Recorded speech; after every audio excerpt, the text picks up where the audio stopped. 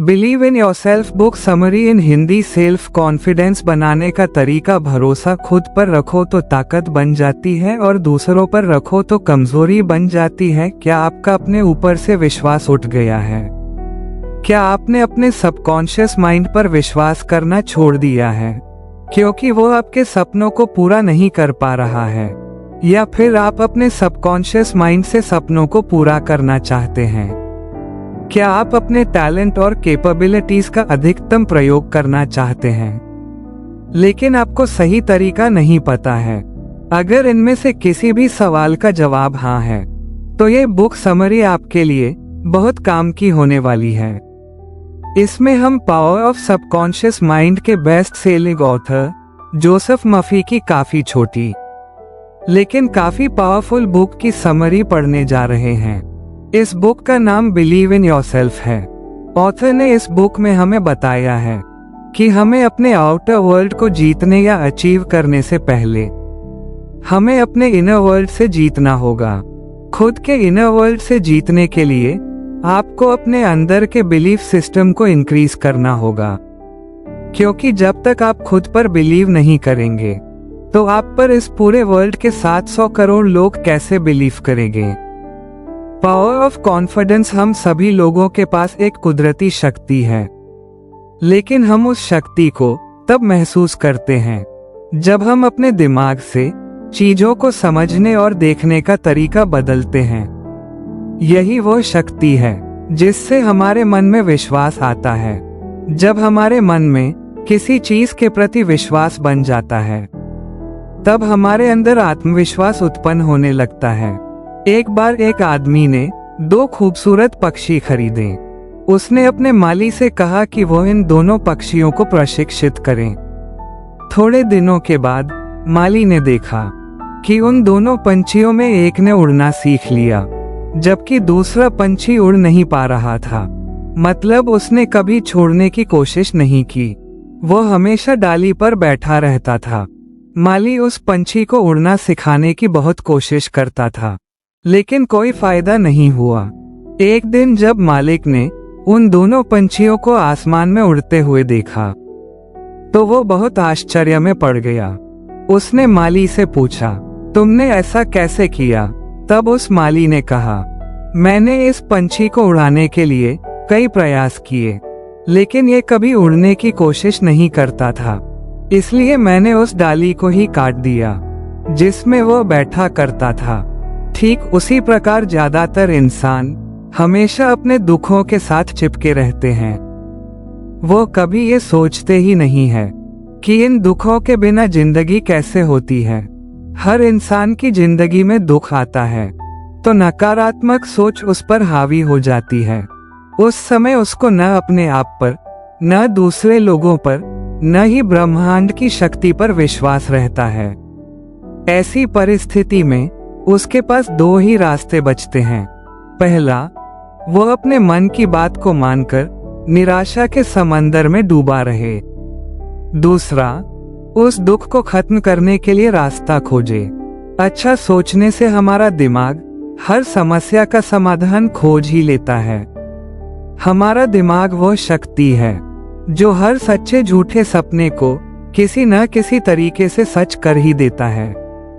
फिर जब आप अपने गोल के बारे में पूरी तरह से सोच लेते हैं, मतलब उसके बारे में निश्चित हो जाते हैं, तब आपका दिमाग उस सोचे हुए सपने को सच मान लेता है। जिस चीज को हमारा दिमाग पूरी तरह से एक्सेप्ट कर लेता है वह चीज निश्चित रूप से घटित होती है। अगर आप विश्वास करते हैं कि आप सफल होंगे तो आप निश्चित रूप से सफल होंगे, लेकिन अगर आप विश्वास करते हैं कि आप सफल नहीं होंगे तो यकीन मानिए आपको असफलता ही हाथ लगेगी। यानी सारा खेल मन के विश्वास का है। अगर किसी जानवर को एक तालाब में डाल दो तो वो तैरकर निकल जाएगा, जबकि अगर आप किसी ऐसे इंसान को तालाब में डाल दो जो तैरना नहीं जानता है तो वो डूब जाएगा। लेकिन ऐसा क्यों? तो ऐसा इसलिए क्योंकि उस जानवर को यह विश्वास होता है कि वो तैरकर पार हो जाएगा, इसलिए वो पार भी हो जाता है। जबकि जिस इंसान को तैरना नहीं आता है वो अपने मन में विश्वास भी नहीं कर पाता है कि वो सच में तैरकर नदी को पार कर सकता है, इसीलिए वो डूब जाता है। यानी कि यह इंसान ऐसे समय में भी नेगेटिव चीज को सोच रहा है। हर इंसान को कोई ना कोई चीज नेगेटिव चीज बांध कर रखती है। मतलब कोई ना कोई नेगेटिव चीज इंसानों को अपनी तरफ आकर्षित करती रहती है। जिस दिन आपने उस डाली की तरह अपने आप से नेगेटिव चीज को दूर कर लेंगे, उस दिन से आपकी जिंदगी में बदलाव आना शुरू हो जाएंगे। Your feeling are your biggest weapon. आपकी फीलिंग ही आपके लिए सबसे बड़ा वेपन है। जब आप अपने लाइफ की सबसे बड़ी गोल सेटिंग और उसे विजुअलाइज करते हैं, तब आपको वहां पर अपने इमोशन को जोड़ना होगा। ऑथर ने यहाँ पर भी कुछ चीजें नोटिस की हैं। हमारे फीलिंग्स और इमोशन की बहुत पावर होती है। हम जब अपने डिजायर को इमोशन और फीलिंग्स से कनेक्ट करते हैं, तब वहां पर बहुत बड़ा रिजल्ट मिलता है। अगर आप ऐसे टारगेट सेट कर रहे हैं जो आपको मोटिवेट नहीं करता है, तो आपके लिए वहां पर फीलिंग्स को लॉन्ग टर्म में कनेक्ट करना चैलेंजिंग लगेगा। लेकिन अगर आप रिजल्ट लाने की एक बर्निंग डिजायर रखते हैं, तो आप नॉर्मली नियमित रूप से एक्शन लेते रहेंगे, अपने डेस्टिनेशन की तरफ आगे बढ़ते रहेंगे। लेकिन उससे पहले आपको अपनी बर्निंग डिजायर के लिए अवेयर रहना होगा। ये तभी संभव है जब आप अपने सबकॉन्शियस माइंड के साथ अपने रिलेशन को स्ट्रॉन्ग बनाएंगे। डिसिप्लिन्ड और कंट्रोल्ड इमेजिनेशन। एक बार ऑथर एक ग्रेट बिजनेसमैन से मिले। उस ग्रेट बिजनेसमैन ने ऑथर को बताया कि कैसे उसने अपने बिजनेस की शुरुआत एक छोटे से स्टोर से की थी। उसने कहा कि वो बड़े बड़े सपने देखता था। वो बहुत ही बड़ा ड्रीमर था। वो सोचता था कि उसके एक बहुत बड़ी कंपनी हो जिसकी ब्रांच पूरे देश में फैली हो। उसने कहा वो अपने मन ही मन में बड़े बड़े ऑफिसेज, बिल्डिंग्स, फैक्ट्रीज और स्टोर्स की पिक्चर बनाया करता था। वो ये प्रैक्टिस रेगुलर और डिसिप्लिन्ड वे में करता था, एक कंट्रोल्ड इमेजिनेशन के साथ। वो जानता था कि रेगुलर, कंट्रोल्ड और डिसिप्लिन इमेजिनेशन से वो अपने सपनों को पूरा कर सकता है। इससे वो अपने अंदर एक मैजिकल एनर्जी को फील करता था। इससे उसे काम करने की इंस्पिरेशन और मोटिवेशन मिलती थी। धीरे धीरे वो प्रॉस्पेरिटी की ओर बढ़ने लगा। वो लॉ ऑफ अट्रैक्शन की पावर से वो सब कुछ अट्रैक्ट करने लगा जिसकी उसने एक कंट्रोल्ड इमेजिनेशन की थी। उसने लॉ ऑफ अट्रैक्शन को यूज करके अपने सपनों को रियलिटी बना लिया। उसने वो सब कुछ पा लिया जिसकी उसने कंट्रोल्ड इमेजिनेशन की थी। इसे हम एक डिसिप्लिन इमेजिनेशन भी कह सकते हैं। वो जब तक जिया तब तक अपनी हर इच्छा पूरी करता रहा। ऑथर को बिजनेसमैन की कही हुई एक लाइन खास तौर पर पसंद आई। अपने आप को एक सफल व्यक्ति के रूप में इमेजिन करना जितना आसान है, उतना ही आसान असफल के रूप में इमेजिन करना है। लेकिन ये बहुत ही रोमांचक है। ऑथर एक ड्रीमर है। उनके मन में वो पिक्चर और गोल्स हैं जो पाना चाहते हैं। वो जानते हैं कि एक क्रिएटिव पावर उनकी इमेजिनेशन पर रिएक्ट करेगी। हम जो कंट्रोल्ड इमेजिनेशन करते हैं वो फीलिंग से डेवलप होती है। Teacher of mental science Thomas storm ने कहा है, feeling is the law and law is the feeling. Feeling he power का सोर्स है। रिजल्ट पाने के लिए हमें अपनी कंट्रोल्ड इमेजिनेशन को फीलिंग से चार्ज अप करना चाहिए।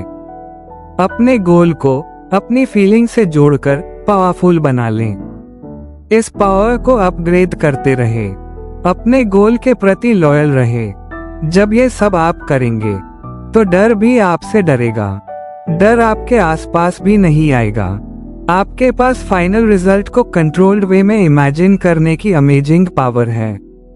अगर सच में आप अपने गोल को पाना चाहते हैं, तो आप अपने मन में इसके फाइनल रिजल्ट की एक कंट्रोल्ड इमेजिन पिक्चर बना ले। क्योंकि जिस चीज की आप फीलिंग के साथ कंट्रोल्ड इमेजिन पिक्चर बना पाते हैं, वो फ्यूचर में आपके लिए ऑलरेडी मौजूद है। बस आप अपने गोल के साथ loyal. Develop a right mental attitude. Business की दुनिया के लोग या business tycoon right mental attitude के इम्पोर्टेंस को बहुत अच्छे से समझते हैं। इसलिए ऑथर कहते हैं उन्हें याद है कि उन्होंने कई साल पहले पुनर्जन्म पर एक आर्टिकल बनाया था।